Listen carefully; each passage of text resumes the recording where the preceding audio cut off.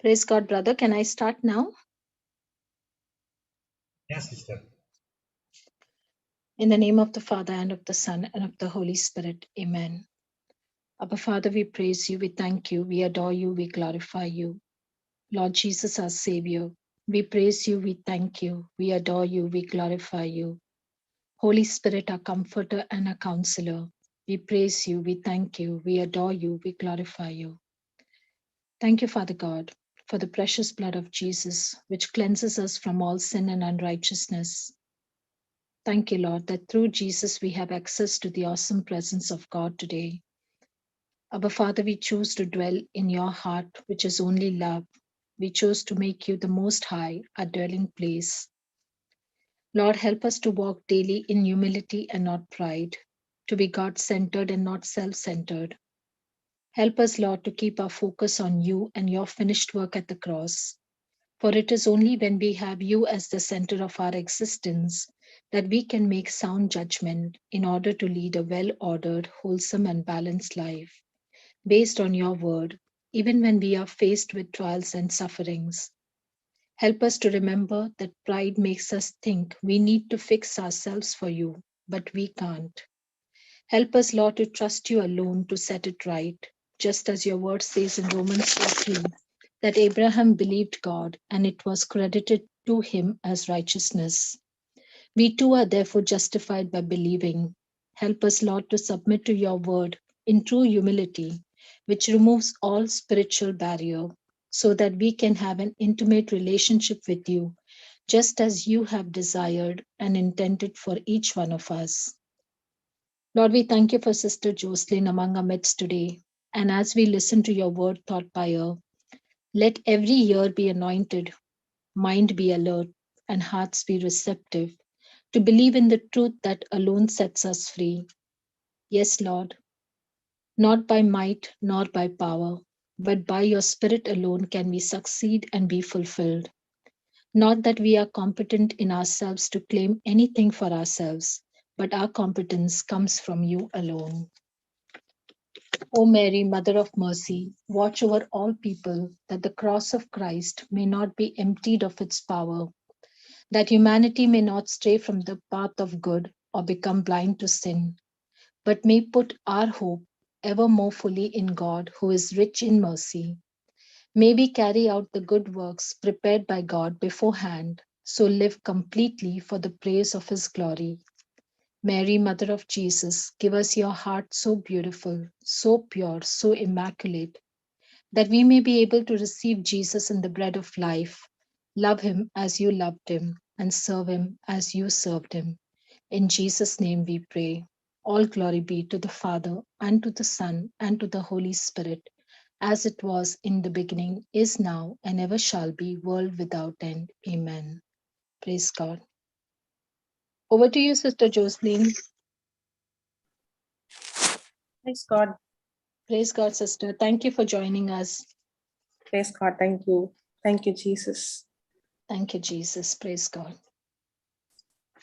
Praise God. Okay, shall we write and then continue? Sure, sister. Yeah. Pride is defined as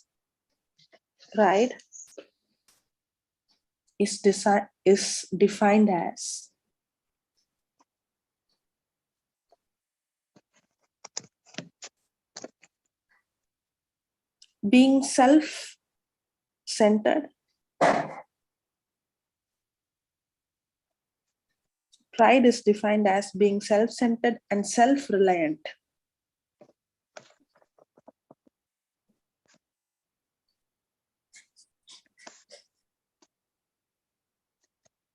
Pride is defined as being self-centered and self-reliant. But humility is all about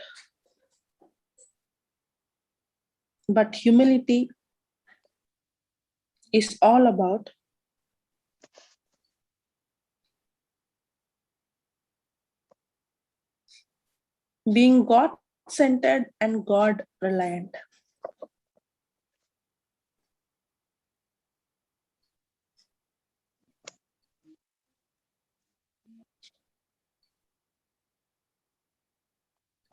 Pride is defined as being self-centered and self-reliant, but humility is all about being God-centered and God-reliant.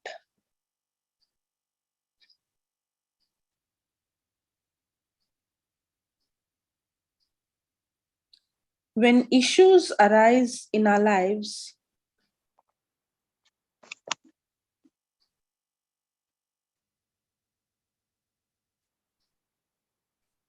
when issues arise in our lives,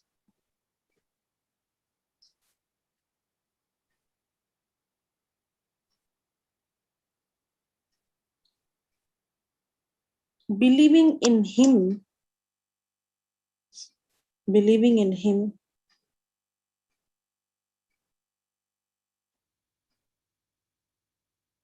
or trusting in Him,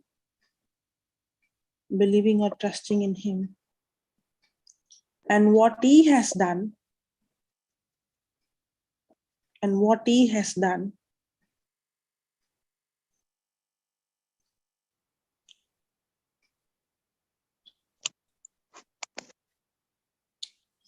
instead of in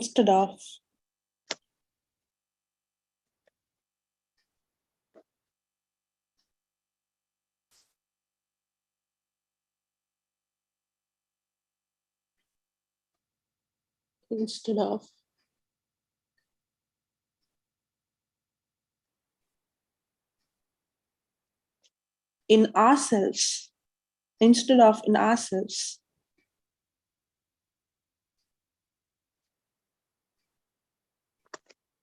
instead of in ourselves, and what we think in ourselves and what we think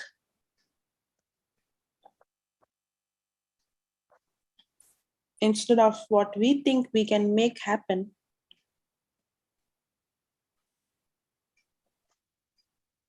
instead of in ourselves and what we think we can make happen, shows that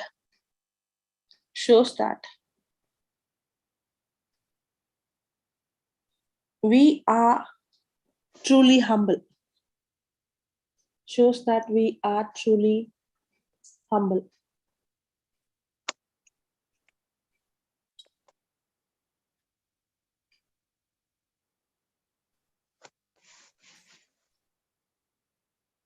Shows that we are truly humble. When humility is present,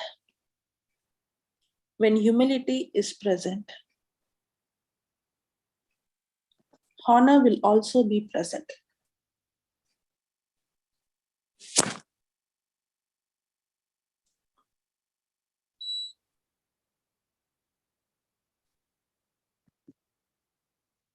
When humility is present, honor is also Present. Honor will be also present. Walking humbly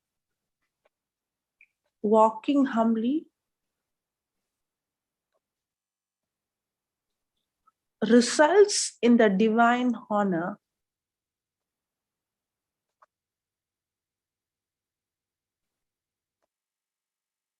Walking humbly results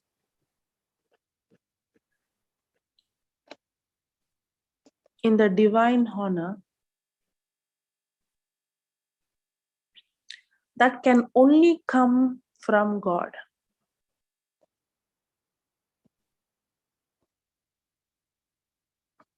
That can come only from God.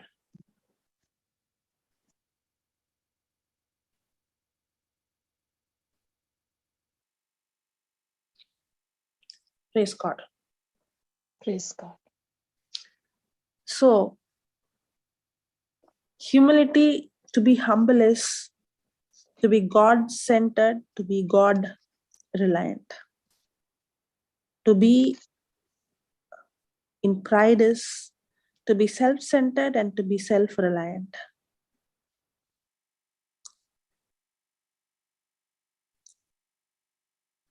A humble person is a person who agrees with what the word of God says. A humble person is a person, in spite of the issues that arises in life, in spite of the things that looks contradicting to what God's word says, when the person still chooses to agree with what the written word of God says, is a humble person. Praise God. And many times, the world also might say humble pride, but the world doesn't know anything about true humility, and the world doesn't know the difference between a humble person and a prideful person. Only the word of God teaches us what is true humility and what is true, what is pride and what is true humility. Without God's word, no one can distinguish between what is to be in pride and what is to be humble. In fact, the world calls it the other way. The world will call a person who is shy as humble, and a person who's bold as proud. But in Bible, we see that a person who is shy is a proud person, and a person who is bold, the reason why boldness, shyness is a pride, and a person who's humble is always bold. Because when I am humble, I'm not man pleaser, I'm God pleaser. Because a humble person is a person who always agrees with the word. And the Bible says, do not be conformed to this world, but you be transformed by the renewing of your mind. Romans 12:2 says that. So humble person is not going to agree with what the world says. If the world is going to be contradicting to God's word, a humble person is going to be boldly standing against what the world says and is going to agree with God's word, and the world will call it as arrogance. The world will call it as pride. If you see the disciples, they boldly opened their mouth and they spoke. They were so confident because they were humble, because they did not care of what people were speaking about them. They were not pleasing men, but they were pleasing God.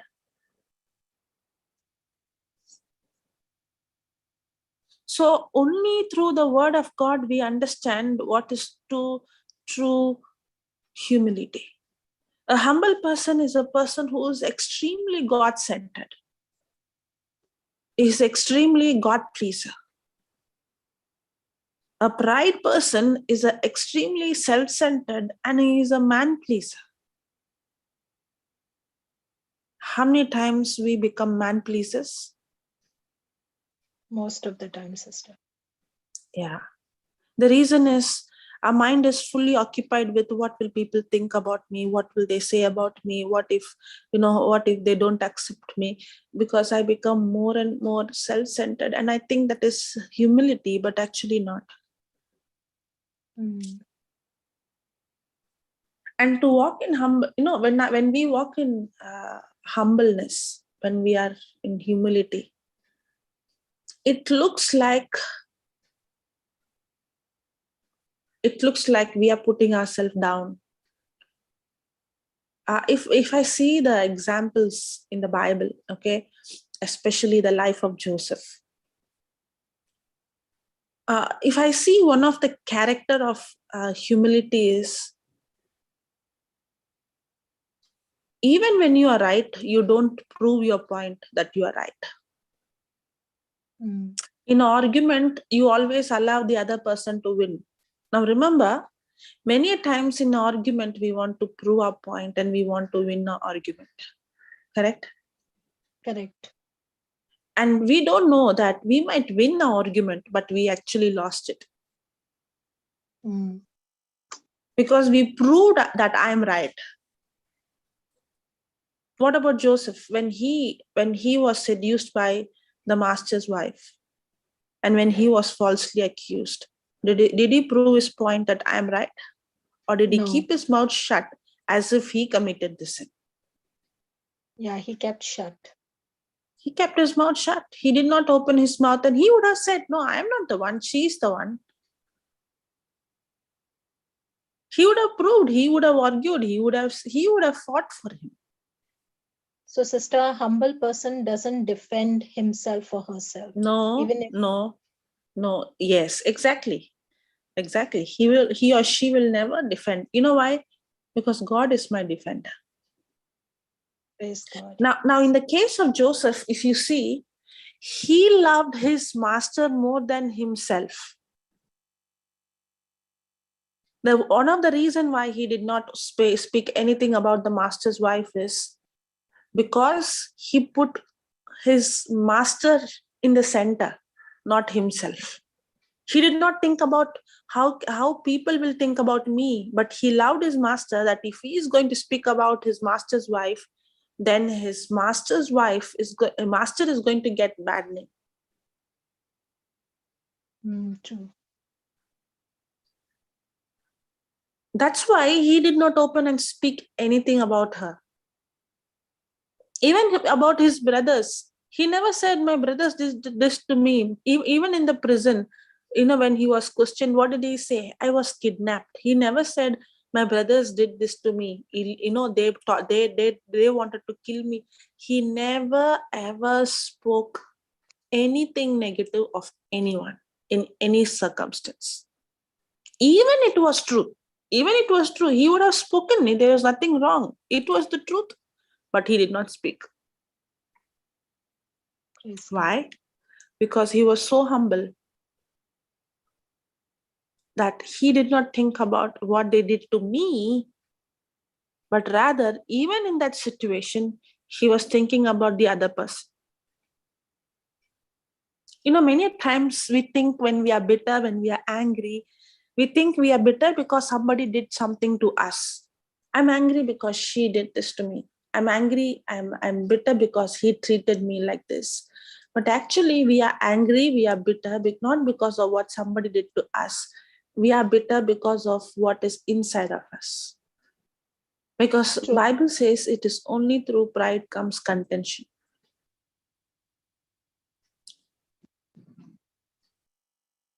So, sister, pride can also lead us to offense, right? To get offended very Pride easily. will always lead us to offense.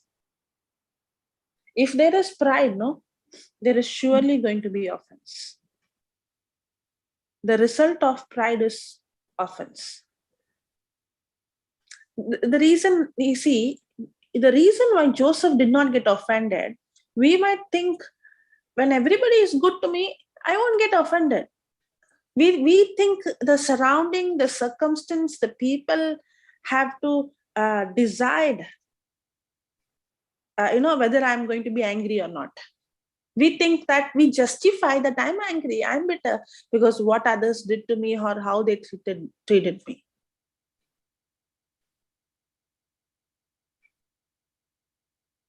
But the reason, if a person, if you are trying to justify, I'm angry, I'm bitter because of she treated me like that, Joseph is the one who had to be, then angry. The reason why he was not in bitterness is because he was a humble person.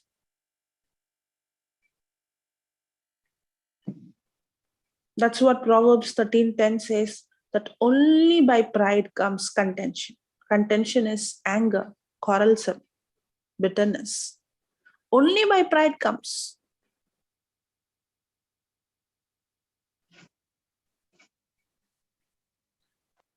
Praise God. Praise God.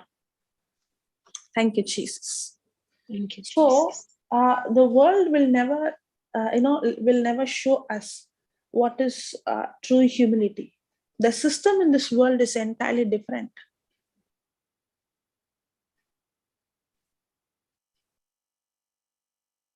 The Bible doesn't, the world doesn't show us what is real humility, but the kingdom of God, it works in an entirely different system.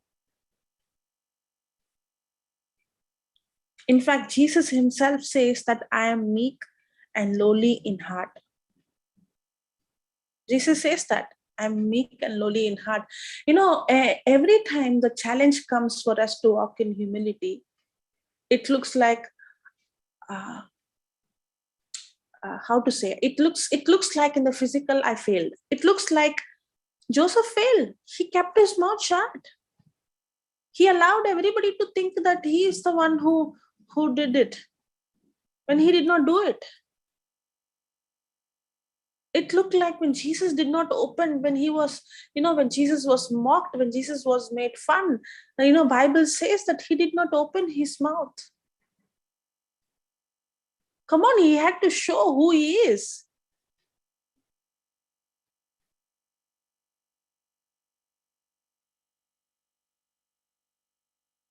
But the Bible says, whenever there is humility, there is also honor. God always exalts the humble. God always honors the humble. That's why Joseph was honored. When Joseph was honored, the honor that he got, the governor of the country. Mm. The honor that is impossible for a slave to become, that to a foreigner. He's not even an Egyptian.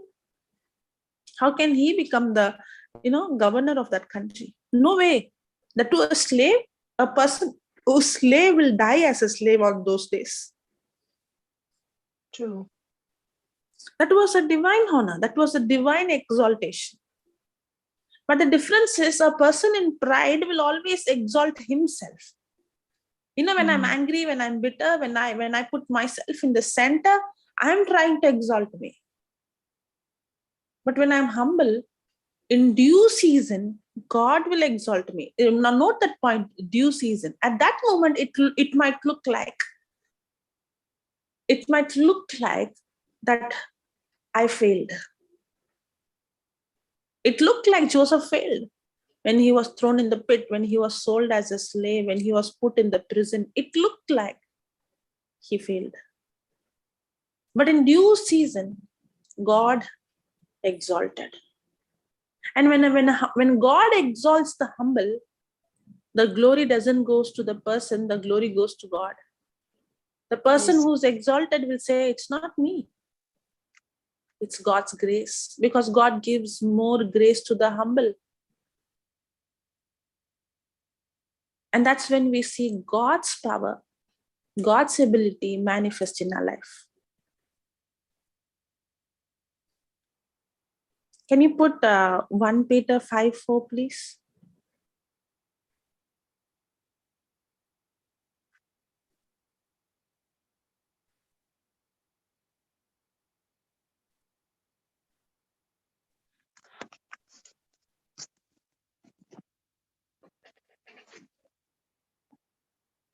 Peter 5:4.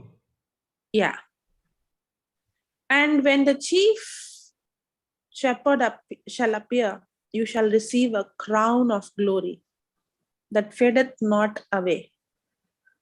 Likewise, you younger, submit yourselves unto the elder.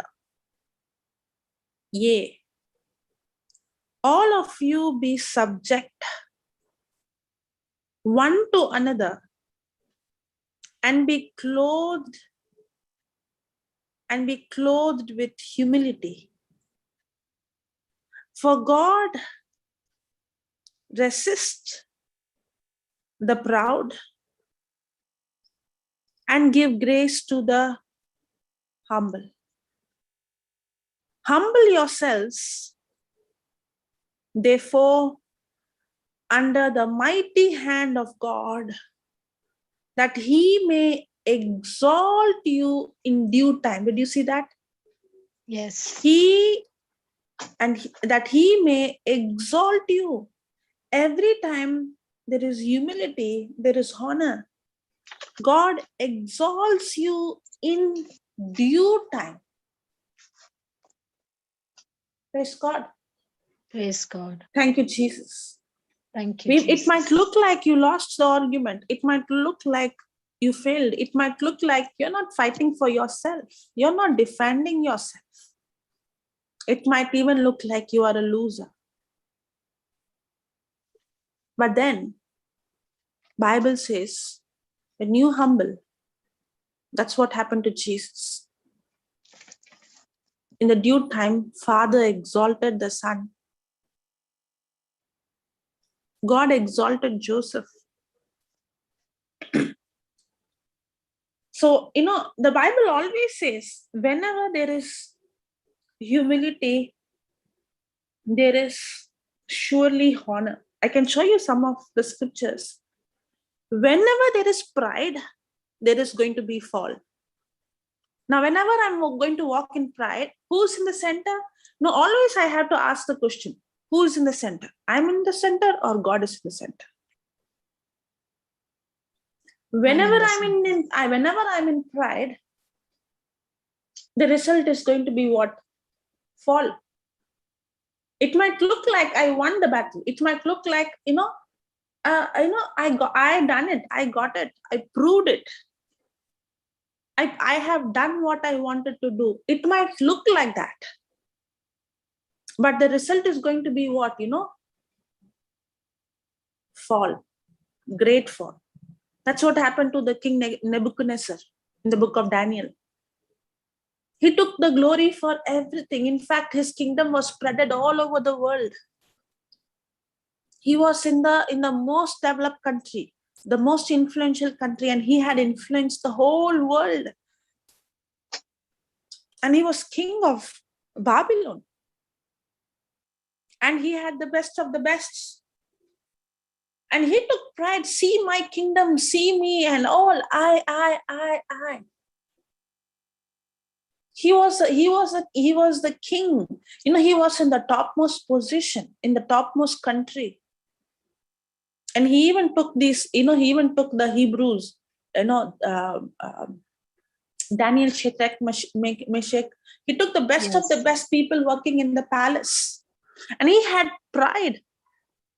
And he was always boasting, see what I did, what I achieved. Even we do this. My money, I earned it. I sweated. My hard work. How many times we say that? How much I worked hard. This is my blood. How many times we say that? How many times we give glory to our own effort? What was the result? He became like an animal for 7 years.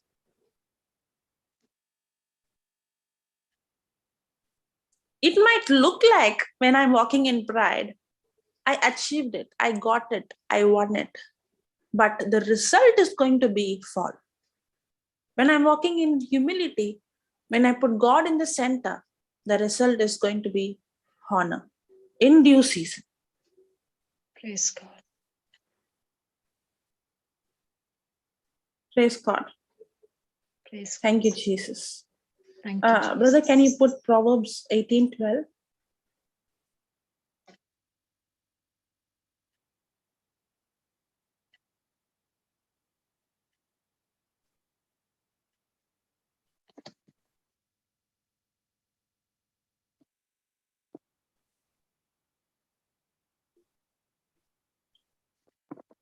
Before destruction, the heart of a man is haughty. Correct? Am I pronouncing it right? Yes. Haughty. And before honor is humility. Before destruction, the heart of a man is haughty. Means what? Whenever a person is in pride, the result is destruction, fall. And before honor is humility. Praise God. Whenever a person is going to walk in humbleness, God is going to honor that person. The meaning of the word honor means to make heavy or to carry weight.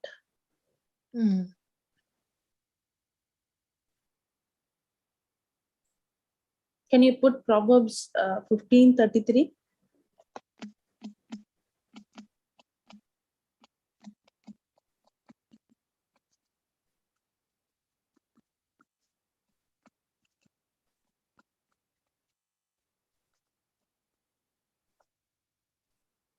The fear of the Lord is the instruction of wisdom, and before honor is humility. Can you see again and again the Bible Yes. connects Yes, humility sister. with honor? Yes. Even in 1 Peter, we saw how God exalts the humble. Praise God. Praise God. Thank you, Jesus. Thank you, Jesus. Now, when we see the nature of Jesus, okay, where Jesus calls himself, I'm meek and I'm humble. Jesus, God, has a character, and his character is to be meek and to be humble.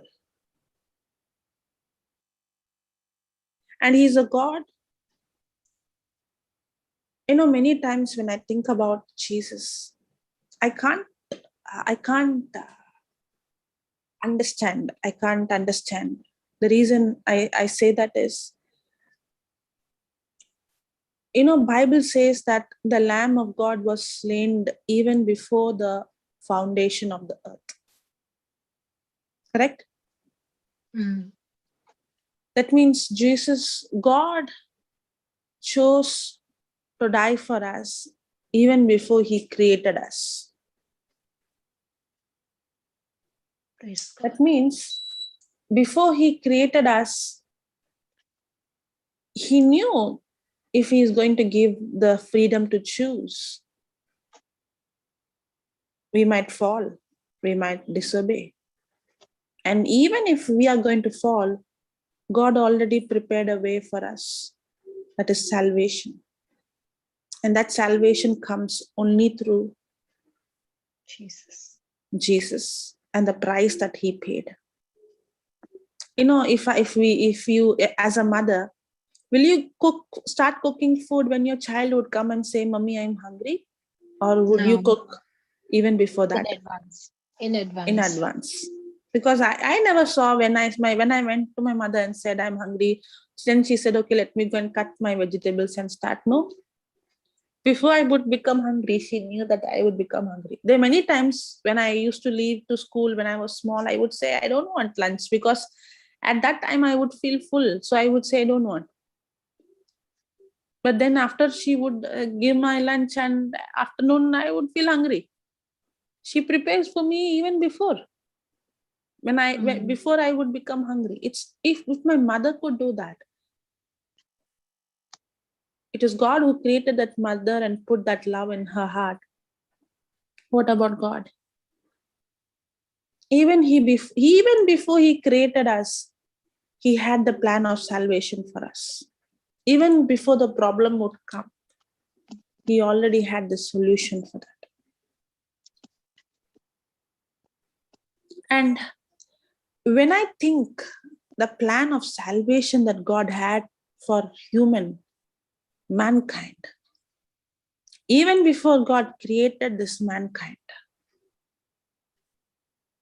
if I see God's plan, God planned to die for us even before he created us.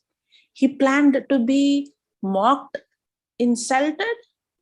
How could a God choose a path where he is going to put himself in a position where he's going to be stripped naked? He saw himself to be naked, to be abused, to be insulted, to be killed. How can a God, when I see his creation, a God who created the heavens and the earth, you know, when we see so many intelligent people, scientists, so many people who has invented, created, discovered,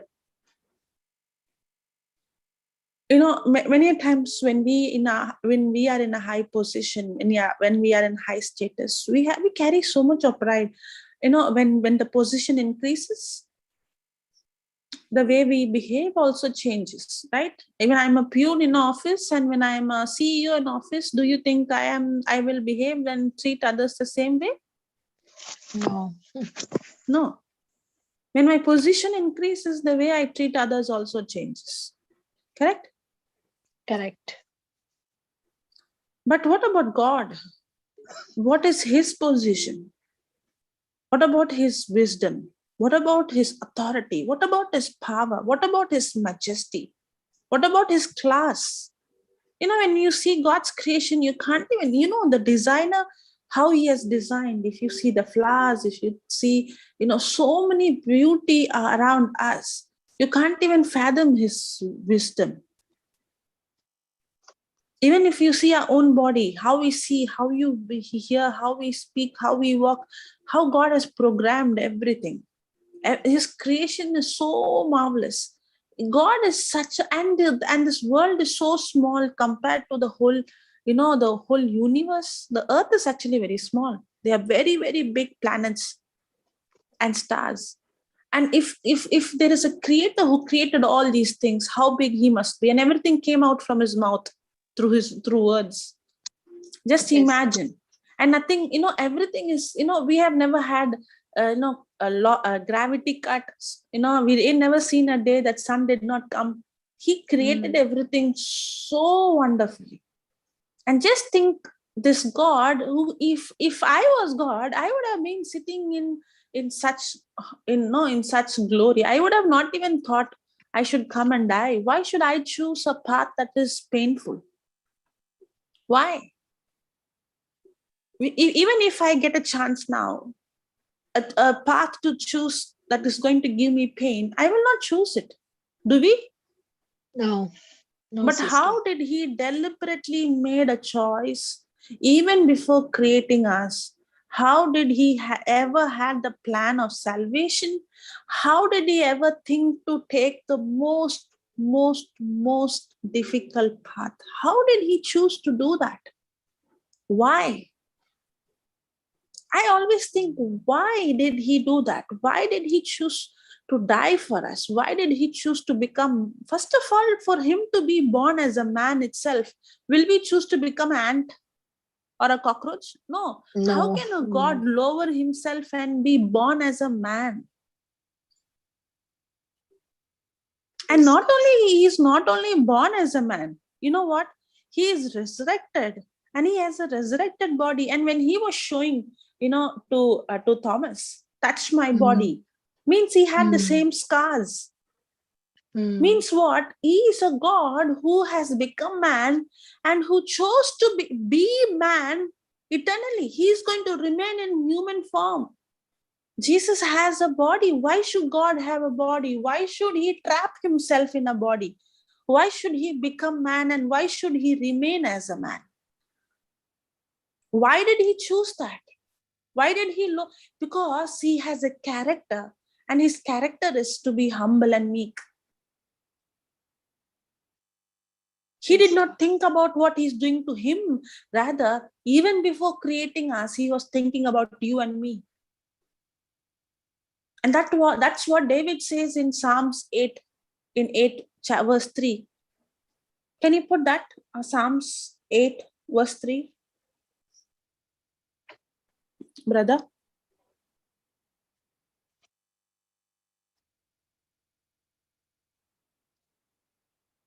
Brother Jude, are you there?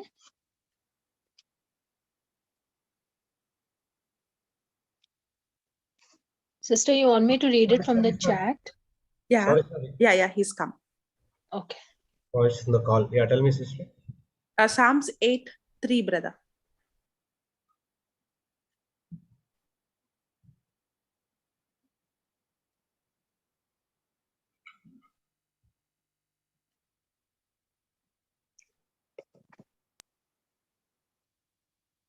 Now see this.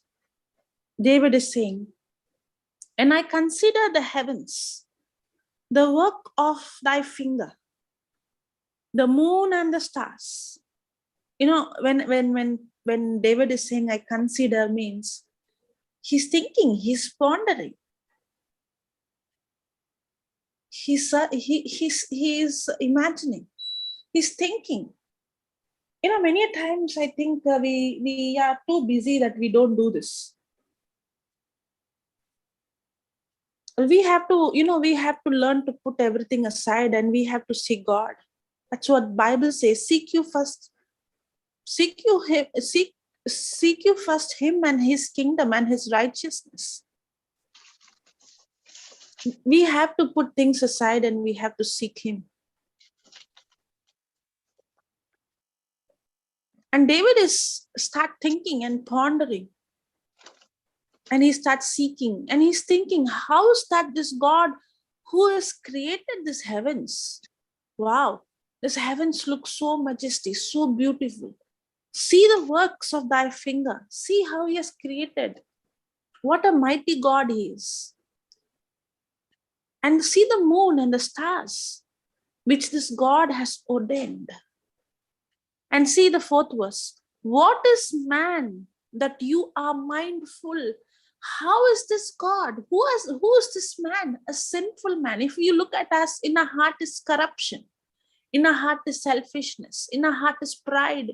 Even though nothing is of ours, everything is God's. The body God has given, the wisdom God has given, the strength God has given, the power God has given, the intelligence God has given.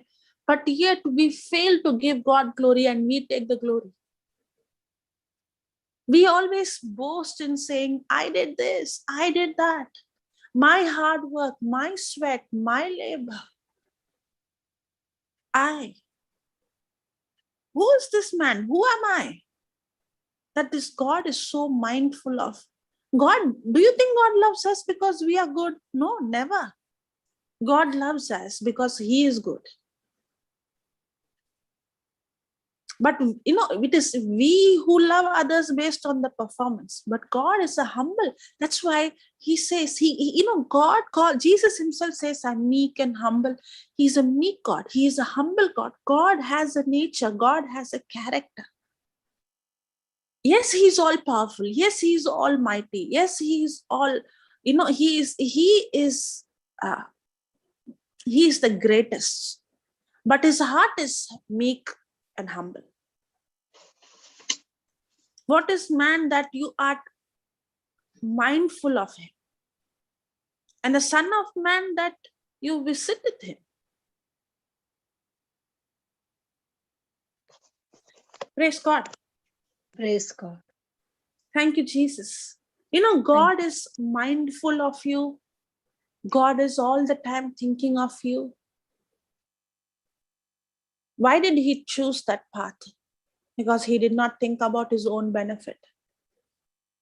He did not come to this world. He Himself said that I did not come to this world so that you will serve me. He's God. We are supposed to serve Him. In fact, even now, God is not telling you, serve me. He's telling, let me serve you. Wow. What a God we have.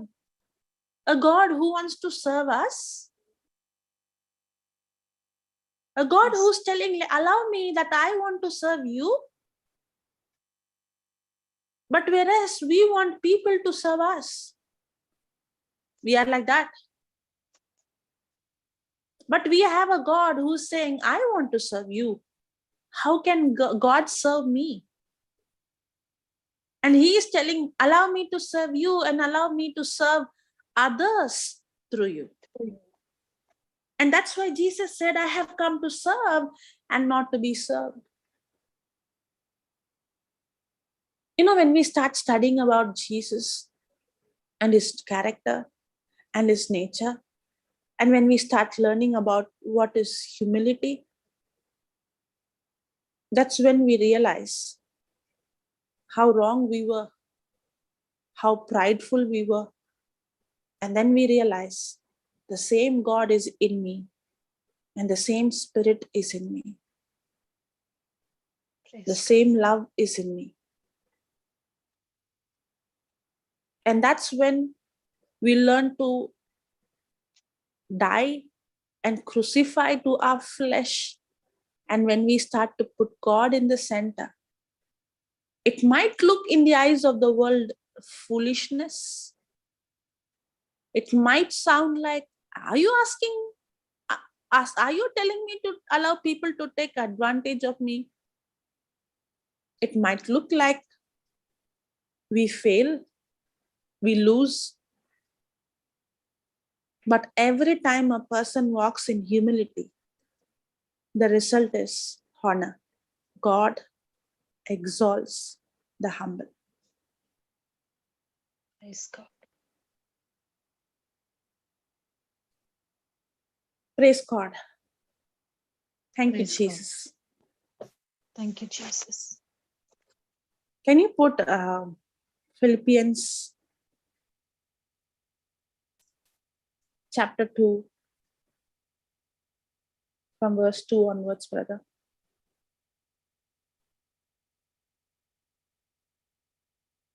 This is one of my favorite chapter 2. Okay. Fulfill you my joy, that you be like-minded, having the same love, being of one accord, of one mind. Let nothing be done through strife or vain glory. Now see this. Let nothing be done through strife. Because when there is strife, the only reason for strife is not what others do to you. We think I'm in strife because of what others do to me. No. If there is strife, then it is only because of what? Pride. Praise God. That's why the scripture says, let nothing be done through strife or vain glory, but in lowliness of mind, let each esteem others better than themselves. Jesus did not, when Jesus esteemed us better than himself, even though he was higher, he esteemed himself lower. Yes or no? Yes, sister. Yes. Even though he is higher than every one of us, he did not think of his own benefit. He thought of our benefit. Esteeming others better than ourselves means it's not talking about having inferiority complex or having low self-esteem. No. Just like how Jesus, even though he was God, he did not esteem himself. He did not think about his own benefit. He did not put himself in the center.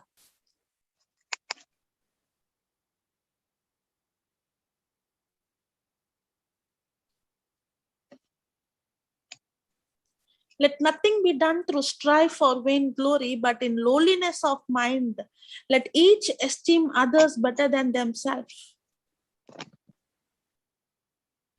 Look not every man on his own things, but every man also on the things of others. Look not every man on his own things, but every man also on the things of others. But if we see, if we see this world, first comes me. I'm talking about myself. First comes me, right? When anything, anywhere you see, first me.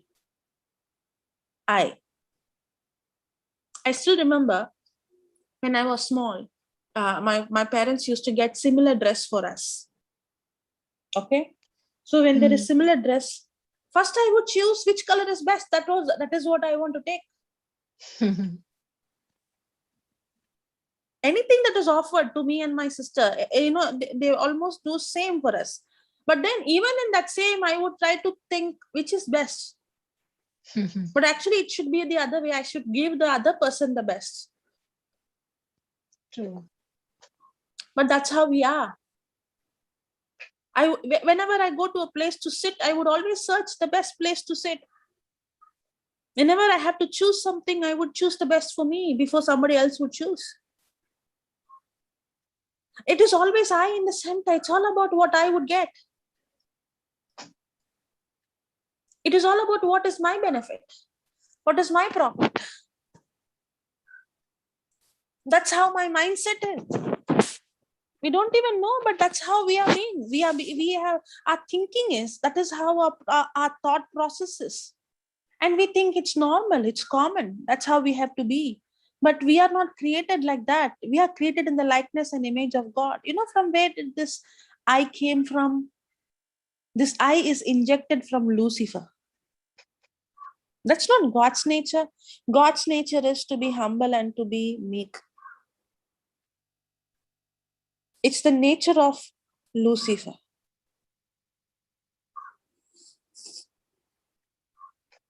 Can you put Isaiah 14 from 12, brother?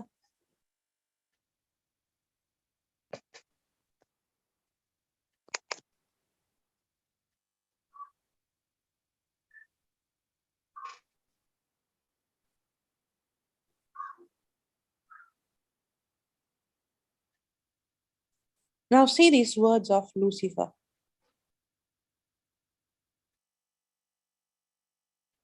How art thou fallen from heaven, O Lucifer, son of the morning? How art thou cut down to the ground, which did weaken the nations? Now we saw all this time the heart of Jesus. He is humble and meek in his heart. Now see the heart of Lucifer. For thou had said in thine heart, this is what is in the heart of Lucifer.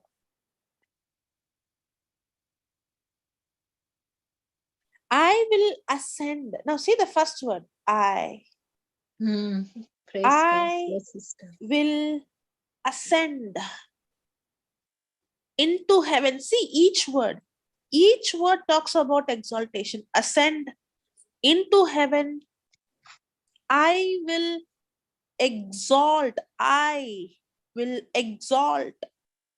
Exaltation, self-exaltation. My throne above the stars of God. I will sit upon the mount of the congregation, in the sides of the north. I will ascend above the heights of the clouds. I will be like the Most High.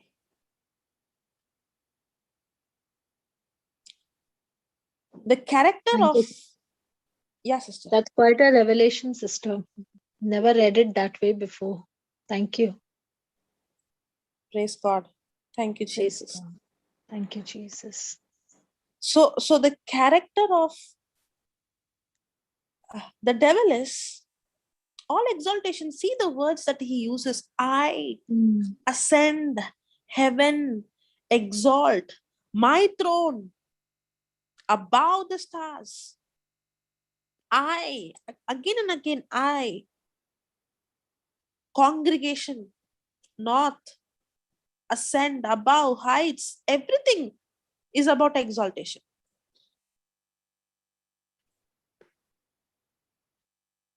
Praise God. And he is full of I, and that's what he injected in Adam. What did he say? Look at you. God did not give this to you. He injected self-centeredness. He injected I.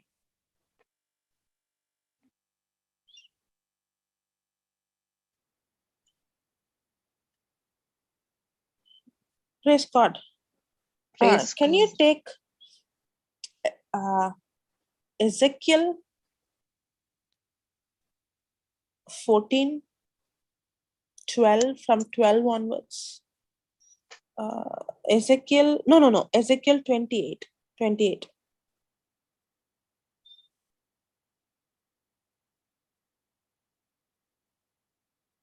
And 14.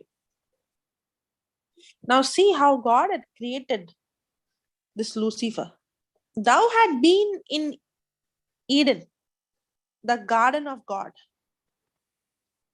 Every precious stone was thy covering. See how he was. God did not create him as an ordinary creature. God created him so beautifully. Precious stones was thy covering. Can you read that? You want me to read, sister? Yeah, sister. Because I will take time to read. Yeah. Thou hast been in Eden, the garden of God. Every precious stone was thy covering, the sardius, topaz, and the diamond, the beryl, the onyx, and the jasper, the sapphire, the emerald, and the carbuncle, and gold, the workmanship of thy tabrets and of thy pipes was prepared in thee in the day that thou wast created. Thou art the anointed cherub that covereth, and I have set thee so. Thou wast upon the holy mountain of God. Thou hast walked up and down in the midst of the stones of fire. So, did God create him beautifully? Oh, yes, praise God. Yes, sister. Yes. Now, did the devil envy? If you see, he envied God. Mm, Sin originated from Lucifer. He wanted to, he wanted to exalt himself. He wanted to become like the Most High.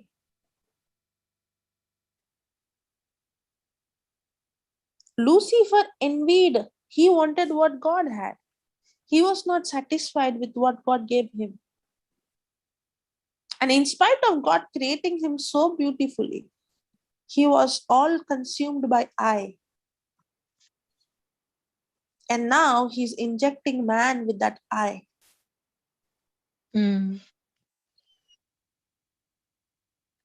But Jesus is teaching us how to be humble. The origin of all sins has come from where? I. If you check, any sin in our life, if you check, the reason we have committed is because I was in the center. So, sister, even though God created him with so much beauty, he still had the greed for more, right? Yes. He was envying God. He wanted what God had. And he wanted not only what God had, he wanted to be above God. Mm. And that envy led him into all other things. That's why, God is fighting against pride. Bible says, no, he resists the proud because And he knew excels. he is not fighting, why the scripture talks about God fighting pride? Because that pride is what is going to open the door for every other sin. Mm. Praise God.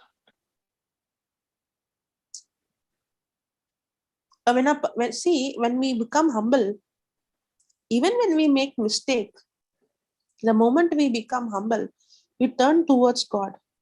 But if we don't become humble, then there is no way that we could tap into God's grace. Because we become the God of us, then we become like Lucifer. So, That pride, humbleness leads us to repentance, right? yes. Every time I'm humble, I repent. You know why? I'll tell you why. When a person is in pride, now for example, if you see Saul in the Old Testament, Saul and David, okay, both of them made mistakes. Correct? Both of them made Yes. mistakes. But when Saul was encountered, when Samuel came and said what you did was wrong, what did Saul say? He He said did not because you repent. he said because you came late.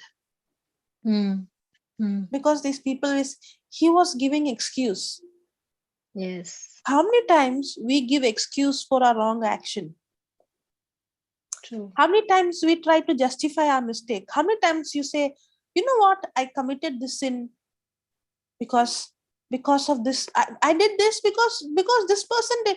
Okay, for example, what did when Adam was questioned, what did he say? Lord, this woman you gave, it is not me. What did he do? He tried to justify his mistake. He said, I had no other choice. It is this woman, and it is you who gave this woman. Ultimately, he put the blame on Eve and he put the blame on God. Yes.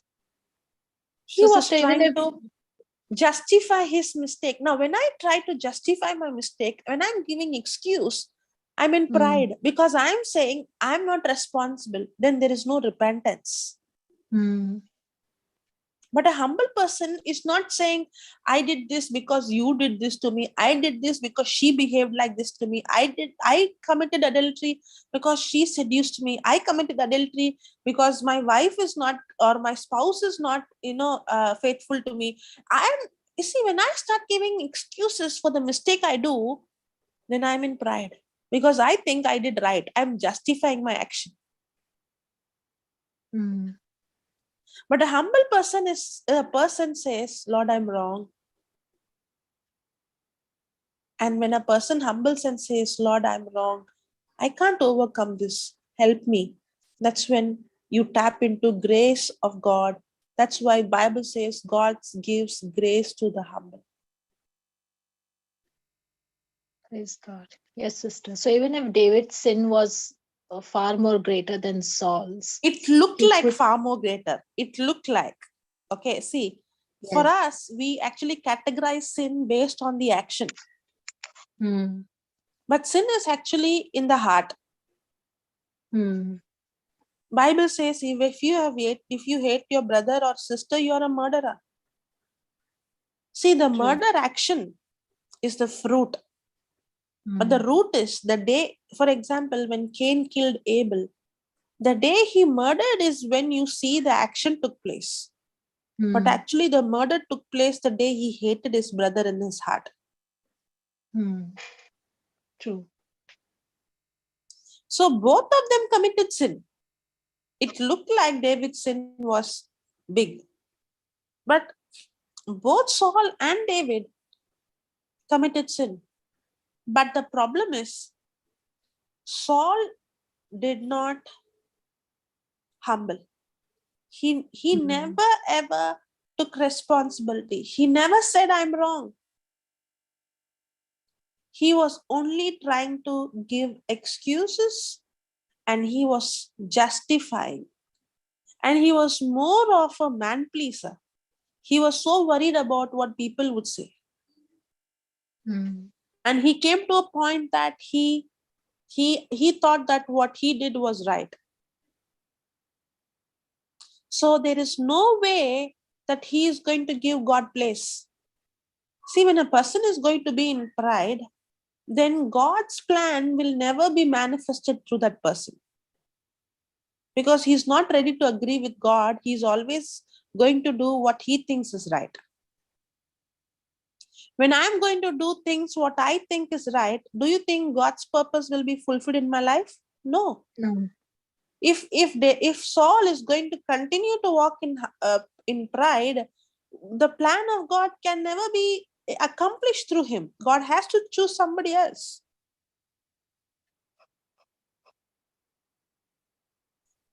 Because Saul is not going to do what God is going to instruct. He's going to do what he thinks is right. True. That's why, when I see a humble person doesn't mean that he never commits sin. But when when David committed sin, he was in pride, but he became humble. He was quick to repent. He was quick to change. He was quick to say, I'm wrong. I made the mistake. He took responsibility for his action.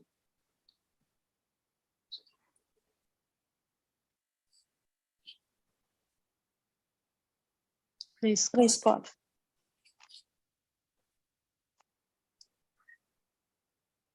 Understood, sister? Yes, yes, sister. Thank you. Praise God. Praise God. Thank you, Jesus. Thank you, Jesus. Hallelujah. Hallelujah, Lord. Praise God. So, a humble person is a person who takes responsibility. A pride person is a person who always blames. Whenever I blame someone, I have to think I'm walking in pride. A humble person is the person who always agrees I'm wrong and I need mercy. Yesterday we saw the publican and the Pharisee. What did the Yes. Pharisee do? What did the publican do? He said, Lord, have mercy on me. I'm wrong. I'm a sinner.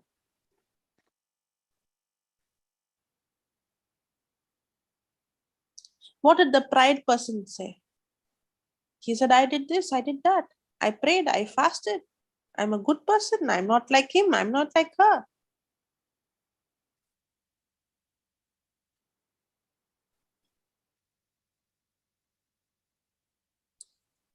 Praise God. Can you put again, brother, Philippians?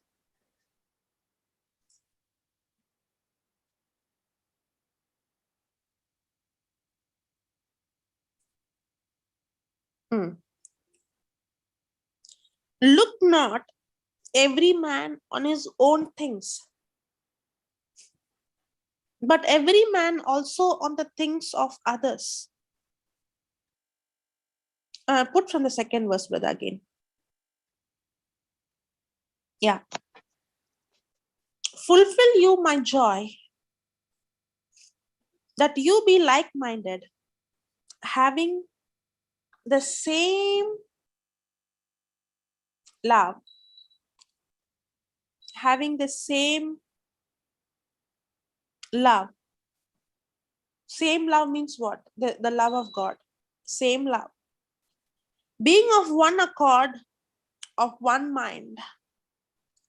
Let nothing be done through strife or vain glory, but in lowliness of mind, let each esteem others better than themselves.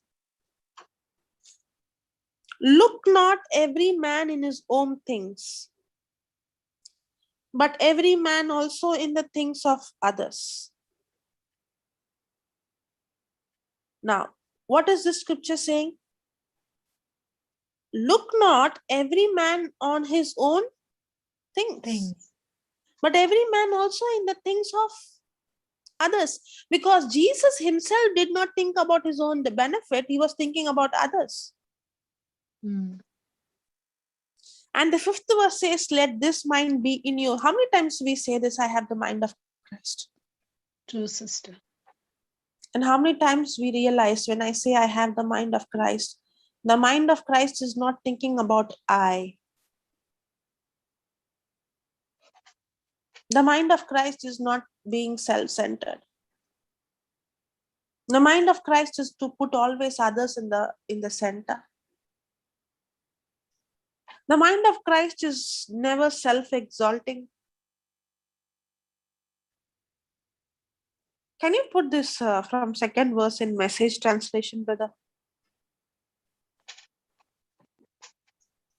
Now see this Message translation.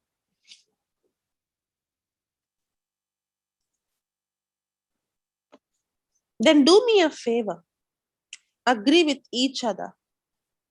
Love each other. Be deep-spirited friends. Now see this. Don't push your way to the front. This is exactly what the world teaches us. Right from the small.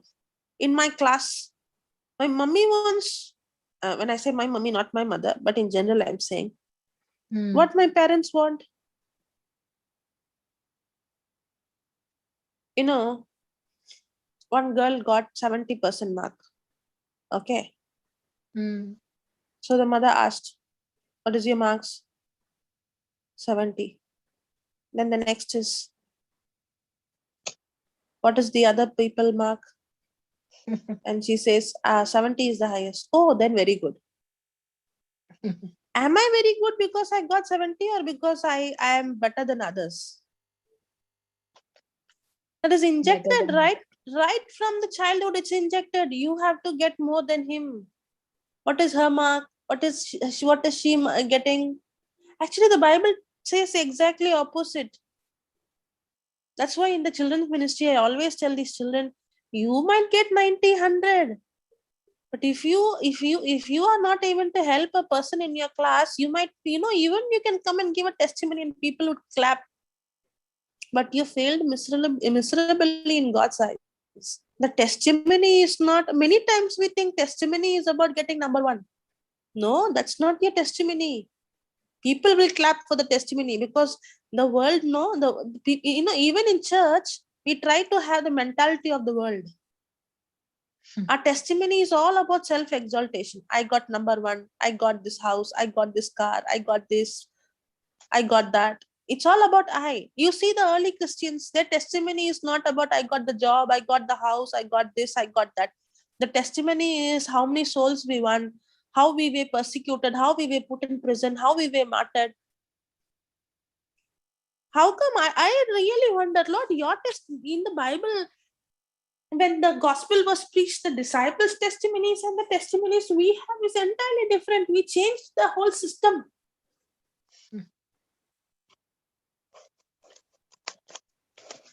We changed the whole system.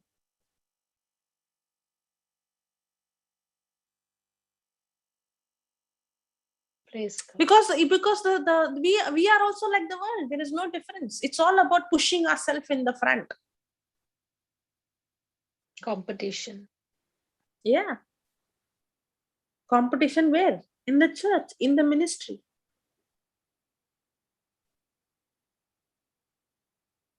Don't push your way to the front. Don't sweet talk. Many times we sweet talk not because we love others. We sweet talk because we want to be in the limelight, or we want to be in the top, or we wanted to be exalted. Don't push your way to the front. Don't sweet talk your way to the top. Put yourself aside.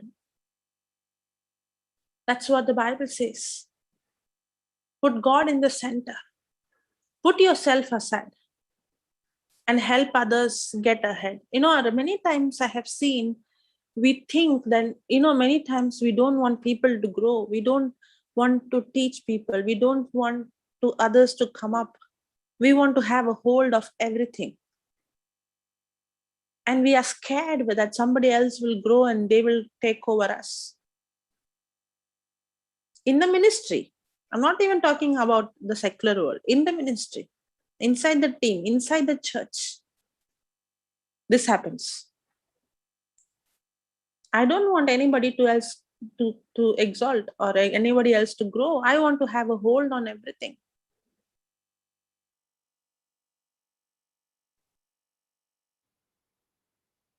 And this happens everywhere. If it happens in the church, obviously it is happening in our workplace, it's happening in our family. Because we think, if I don't put myself up, who's going to put? Bible says, if you humble, God always honors the humble. He always exalts the humble. God is the one who honors. You will have divine honor.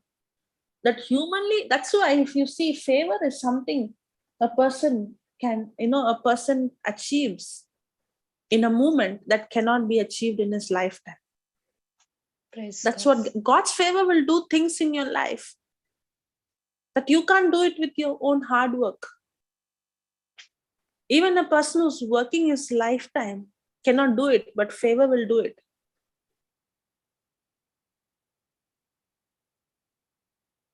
When a person is humble, God honors, and God's favor will operate in that person's life. And when people would see God's honor, 100% they know it's not you. They know this is not you. We know you. This is not you. This is God's hand. That's why when the Egyptians saw, when he saw Joseph, the Egyptian saw that the Lord was with Joseph. He recognized the presence of God in Joseph's life. If we walk in true humility, the world will recognize the presence of God. The presence of God is not revealed in the gifts. Fruits. Not in the gifts. In the fruits, Because no, sister. the devil also can deceive with all, he can also deceive with so many works. The devil also does, there are certain things that the devil also will do that looks like supernatural. But the real presence of God is revealed when a person walks in humbleness. And that is what is going to attract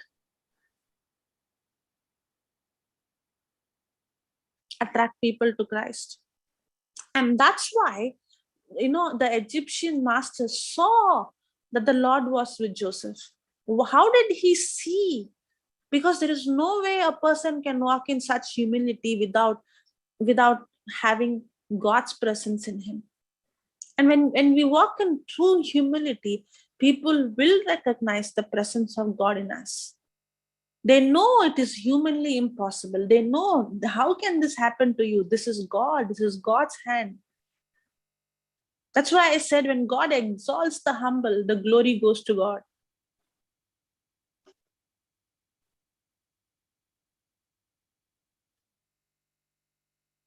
Put yourself aside and help others get ahead. Don't be obsessed with getting your own advantage. Don't be obsessed. Obsessed, this word obsession, obsessed. This is the word that we live in a culture, in a lifestyle now. We are so obsessed of self. So obsessed. We are in a culture where this obsession is in the peak. If you see, just to put one picture in the social media, okay, how many selfies are taken? See that word selfie. It's all about I have seen children taking 1,000 pictures and then sitting and from there selecting one picture and then putting makeup for this and then posting it in the social media and then sitting and reading all the comments. It's so, now you spend 2 hours only about me, only thinking about me, taking picture about me, alterating me and posting about me, and then looking at what people talking about me and what people commenting about me and how many likes people are giving me and if somebody would give some negative comment, if they would say something wrong about me, if they comment anything negative, my whole day is gone.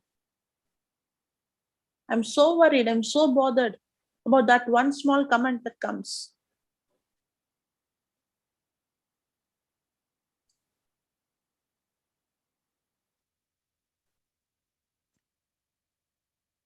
Are we obsessed? Yesterday we saw the definition of cares. When I am in worry, when I am anxious, when I am worried, I'm obsessed. I'm obsessed of the problem. I'm obsessed of what is happening to me. When I'm hurt, I'm obsessed. Many times, I would see in my life, I would get hurt. I'm not a person who gets, I'm not a person who would open my mouth and shout or scream. I might think, being bitter or strife is in pride. No, when I'm hurt, I'm a person. I'm a person who gets hurt. I get hurt. I may not shout and scream, but I keep thinking on how the other person treats me, how bad I am, how poor I am. We have this pity party. Yes, what? being sensitive, no, sister. Being sensitive towards sensitive yourself. means what, sister? Thinking of me, being obsessed of me, that is sensitive. Yes. You go and see the root. I'm obsessed of myself. I get hurt, and I know when I get hurt, I start thinking on, oh, how I was, oh, how bad I am, oh, how poor I am, how little I am, oh, how I was treated, oh, how they rejected me, oh, how they spoke about me, how they abused me, how they put me down, all those things, how they insult me, having pity party. Yes. I might think like, oh, how poor I am, how see how I might have all those thinking. But then the root is I'm obsessed. Instead of thinking how bad I am, how poor I am, how people abused me, how they treated me, how they rejected me, I should think how Jesus was rejected, how he was treated. If I start thinking on him, not about me, then all those hurts have been healed and they have been, taken away. I don't need to go through that hurt because Jesus went through that hurt. But when I'm obsessed of self, I'm not allowing the healing process to take place.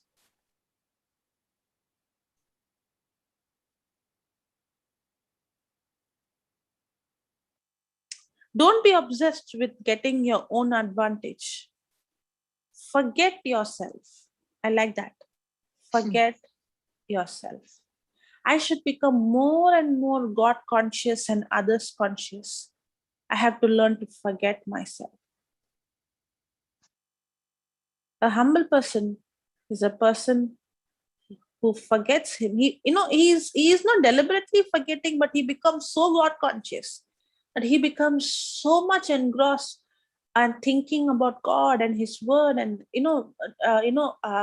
Joseph he was so God conscious. He was thinking about, his focus was so much on what God promised him, the dream that God gave him, the promise that God gave him, that he forgot about how he was treated. Instead of he thinking on what others did to me, he was thinking on what God did to him.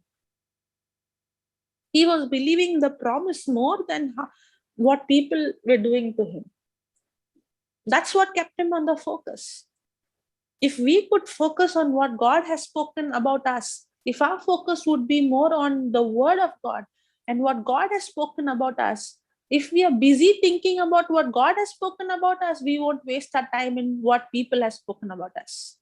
The problem is we are so obsessed about I, and we are thinking about what people speak about us. That's why we are not thinking about what God has spoken. But if you are busy thinking what God has spoken about you in His word, then you will not have time of thinking about what others spoke about you. Forgetting self is becoming so engrossed in the word and about God and His word that you begin to forget yourself.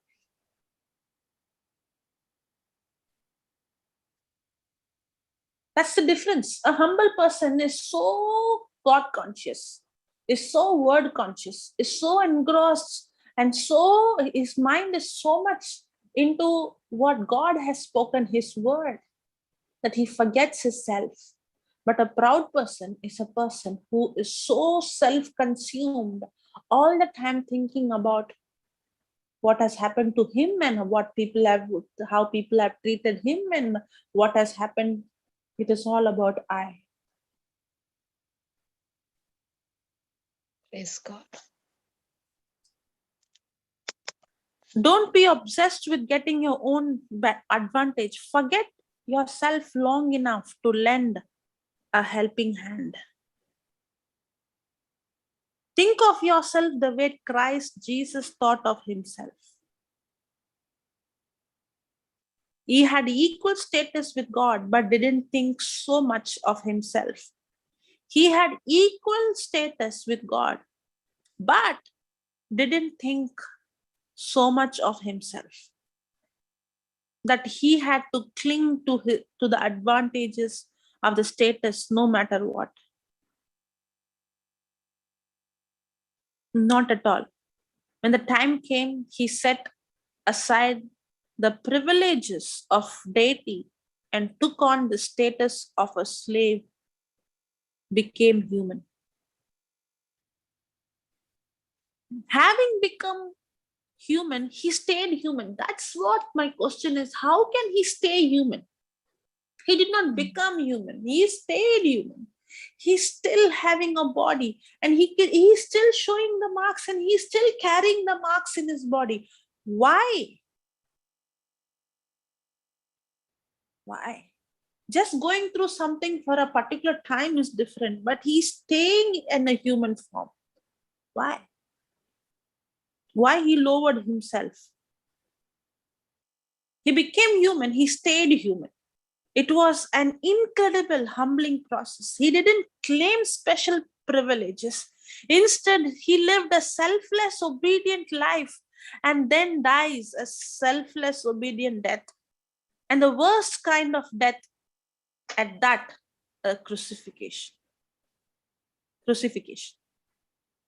Because of that obedience, God lifted him high and honored him far beyond everyone or anything ever, so that all created beings in heaven and on earth, even those long ago dead and buried, will bow in worship before this Jesus Christ. Wow.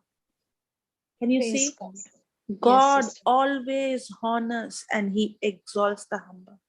Because of that obedience, God lifted him high and honored him far beyond everyone or anything ever, so that all created beings in heaven and on earth, even those long ago dead are buried, will bow in worship before this Jesus Christ and call out in praise that he is the master of all, to the glorious honor of God the Father. Amen. Amen. Praise Praise God. God. Thank you, Jesus. Thank you, Jesus. Hallelujah. Hallelujah. I'll stop here, but we can discuss. Okay, sister. Yeah, sister. Yeah. Sister, there's a hand raised, so I'll just unmute. Yeah.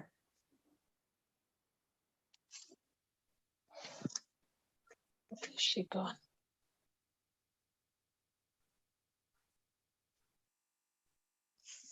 I can't see.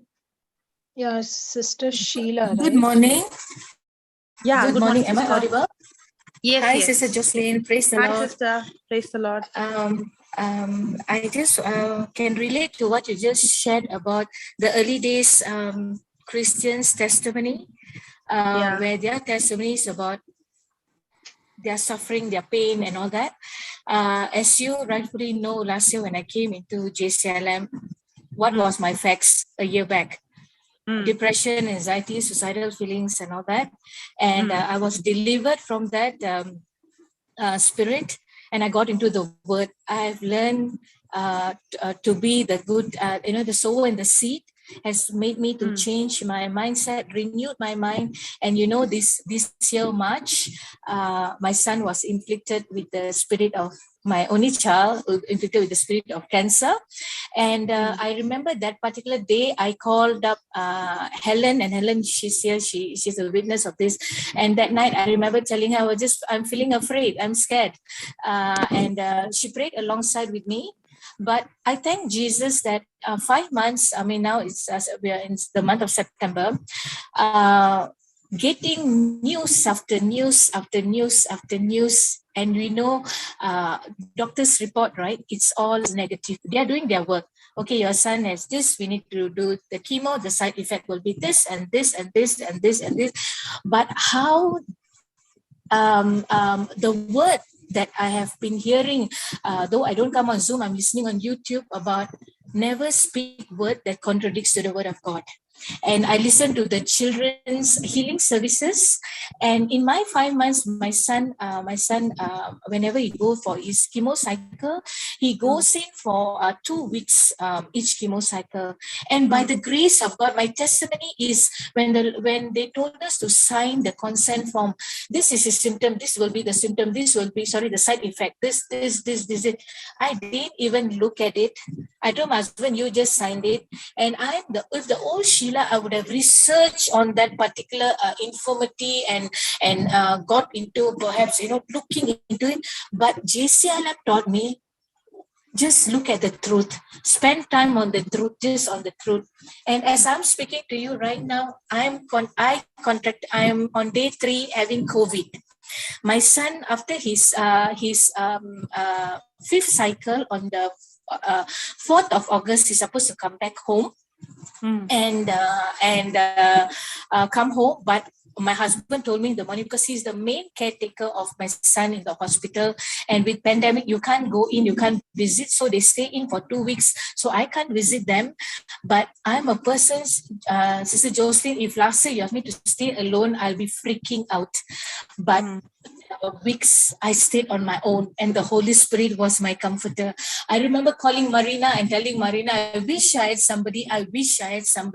But she said, the Holy Spirit is with you, and the word, the Lord will send the right laborer into your life, at the time where you need it. And I saw that. That's my testimony. When the doctors gave reports, this will be the side effect, this will be, my son, by the grace of God, and this is my testimony of holding to the word of life and knowing that the word, that God's medicine will kill the virus. The only side effect my son had, he lost his hair. So I just bald him, so it's easy, so the hair doesn't fall off in the house.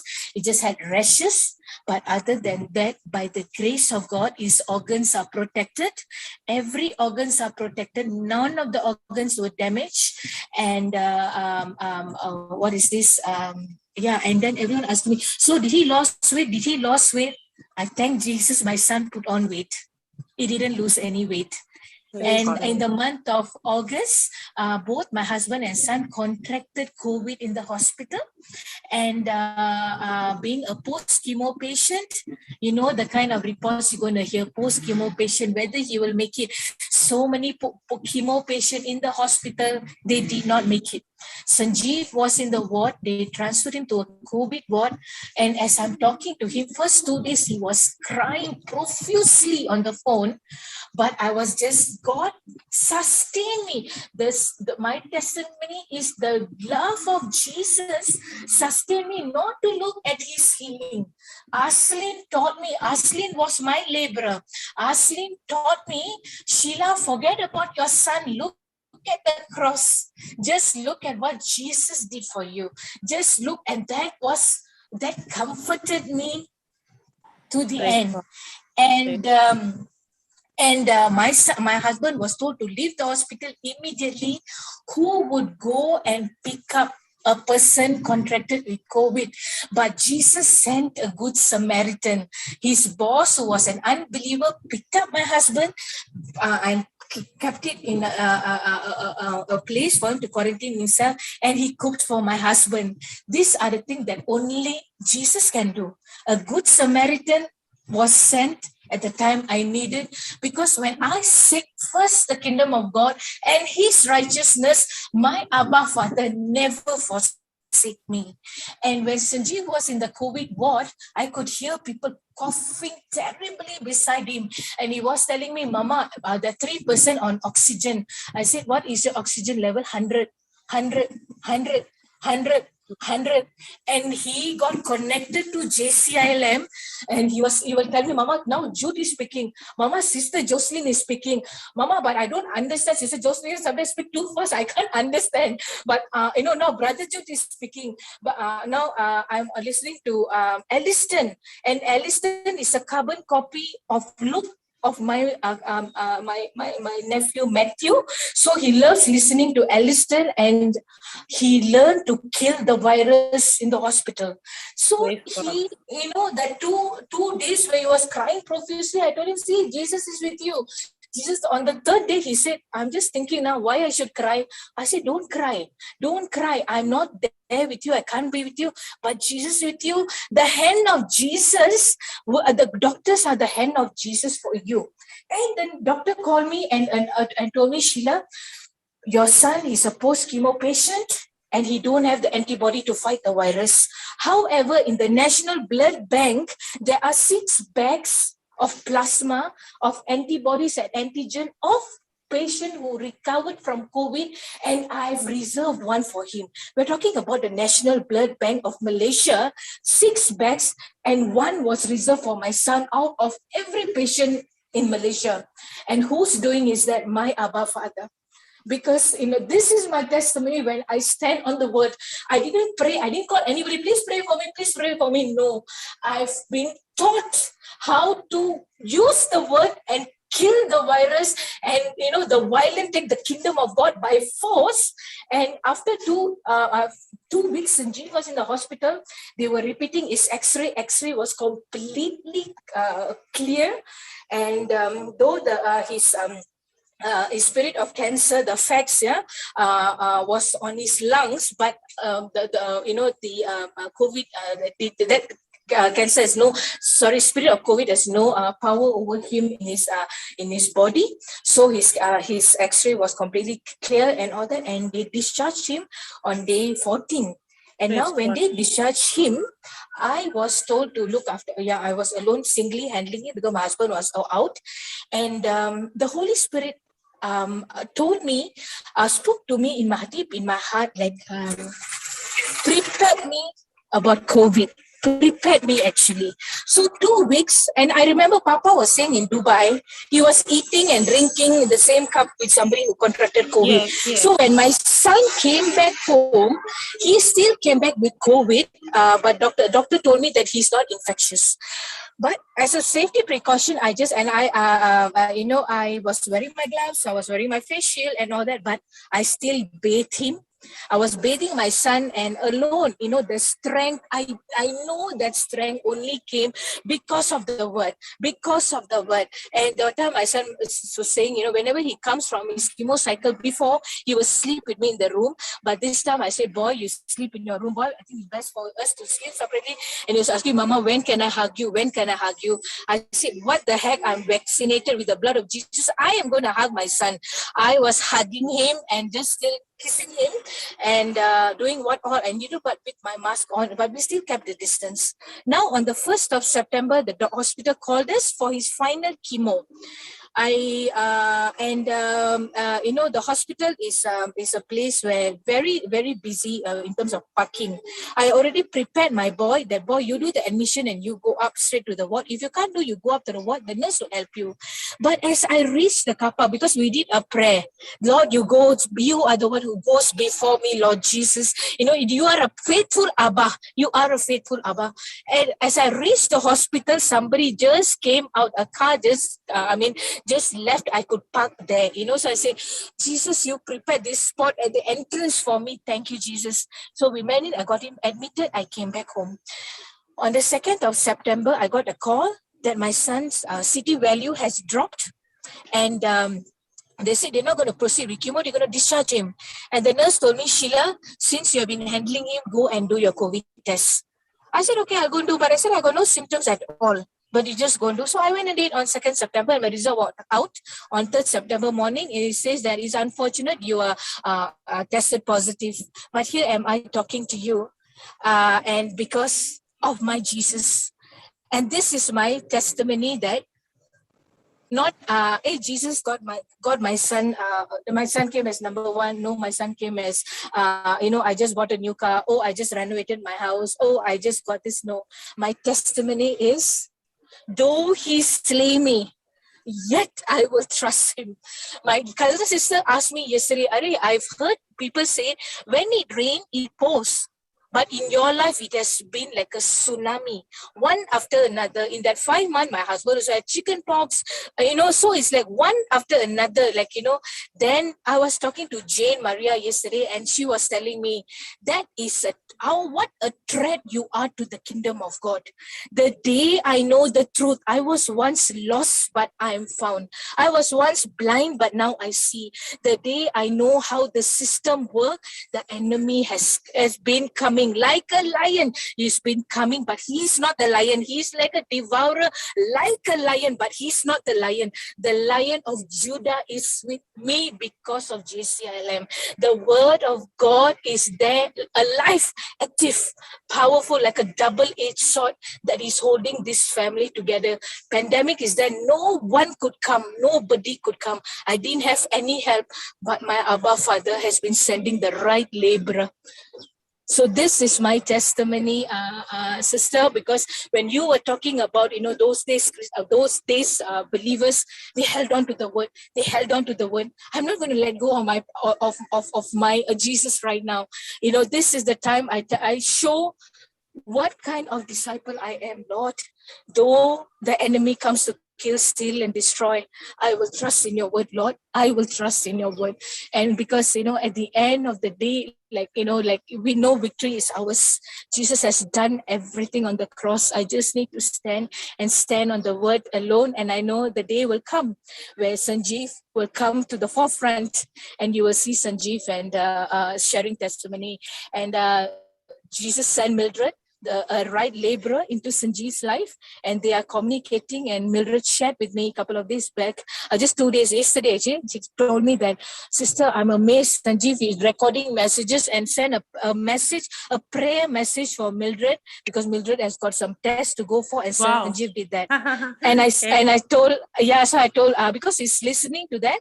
And I remember last week Sanjeev was walking on the hall, and then I heard him saying this: I curse you, spirit of back pain. You get out of my body. I rebuke you in Jesus' name. You have no place in my body. I was just like amazed. Wonderful.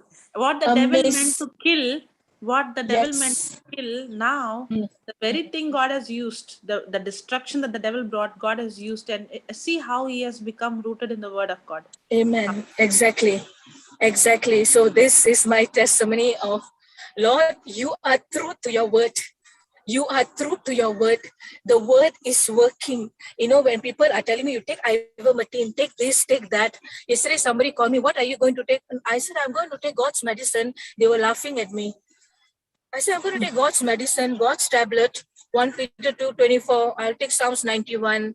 I will look at what all the Holy Spirit speak to me. This is my tablet, but With yesterday no side effects, sister. Sorry? Yeah. Tablet with no side effects. You overdose. You can overdose. You can overdose yourself with that. There's no side effect. But I won't deny that yesterday, I was having mild headache.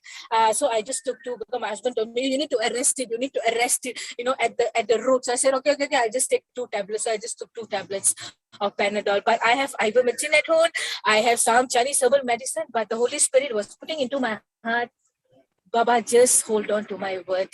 God's medicine will kill this virus. And my CT value, when I, there's a CT value when you do, mine is 33, 35, and 37. And the lab personnel, the doctor said yours is a mild infection. And I don't have cough, sore throat, fever, or loss of taste or sense of smell and everything. I don't have any of the symptoms. So I praise Jesus because I am vaccinated with the blood of Jesus and the word, because he exalted the word above his name. So that is my medicine, his word. And I thank Jesus for connecting me to JCILM. I'm listening to y'all actually through YouTube most of the time. I thank Jesus for his love and his word. And I thank you for so many people, in this platform. Sumitra, Aslin, Julieta, Jude, Marina, and many, Sister Christina, Hector, oh gosh, so many, so many of them. I just hope I don't miss any one of them, but these are the people who the Lord sent as laborers. They are wonderful laborers, and when I see that all of them have walked through the fiery furnace, and held on to the word. I said, this is nothing. A Lord have walked through the fiery furnace and we saw the end result. So I said, Lord, you brought me to this family for a purpose only known for you. But what the enemy meant for evil, Lord, you have turned it around for good. Couple of days ago, somebody told me about a family, a person, to cut long story short, who was hit in a road accident, very terrible condition. I joined because I know this papa, Hamir, also has a heart like Papa Johnson, who's very selfless. He will go and help some unknown person in the market to carry their goods and send them back. That is the heart of Papa Hamir. Somebody hit him on the road on his bike. So it's a very terrible accident, and they were counting whether he will make it or not. When I got the news, when I read the message, I remember, Jocelyn, your word, never speak word that contradicts to the word of God. What else is it? Whenever I'm asking them, how is Papa Hamir's condition? Oh, very bad, still bad, critical condition. When I hear that, I just changed that with the word of God. And I joined their prayer group. And only I'm just humbled to share this. When they allowed me to, when they were praying, all I was hearing is the problem. And the problem. But I thank Jesus, JCILM taught us to pray our desires, to kill the spirit, and we shall have whatever we say. And this I learned from this platform. So I was able to use such words and pray for this brother. So I just thank Jesus that this platform has been a blessing, not only to me, to many of us. So I just stop here. So I just want to thank you, Jocelyn, for bringing that part about the the Jesus times testimony and this time testimony. And I want to be like the disciples, only giving testimonies like, Lord, when I fell, you lifted me, Lord. Lord, when I was alone at home, you comforted me, Lord. This is my testimony about my Jesus and my Jesus alone. Thank Amen. you, everyone. Amen. With Jesus. Amen. Amen. Praise God. Thank Praise you for God. sharing, sister. Yeah, Thank wonderful. you. Wonderful testimony. Praise God. Yeah. Praise God. Praise God. Sister, should we close for today, or If anybody wants to say something, they can, or we can. Nobody is there. any questions or any more testimonies to share before we close? Sister Jocelyn, can I just give a testimony of what the doctor gave a report for my father? Yeah. Yeah, because he confessed that there is no way medical could have healed your father because your father's condition was such. And I told you to get prepared for him, his passing and all those stuff. But he said this is nothing but the work of God, and he admitted, he said, it's all your whatever prayers, whatever you're doing, but this is definitely the work of God, because in history, in the medical history, 90-year-old man with a pneumonia, which is the 4th stage of COVID, cannot survive. So praise God. I just want to give glory to God, because I know everybody has heard the testimony before, but I just want to say that yesterday the doctor called me and gave me this that he humbled himself and he said, this is the work of God, nothing else. Praise God. Praise God. Amen. Thank you, Jesus. Praise God. Anyone else?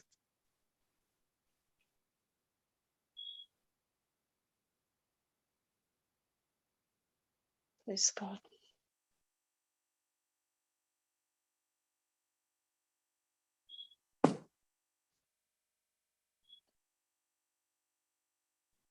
Praise God. Okay, sister, you can. Okay, sister, I'll just make the closing prayer. Praise God. Praise God.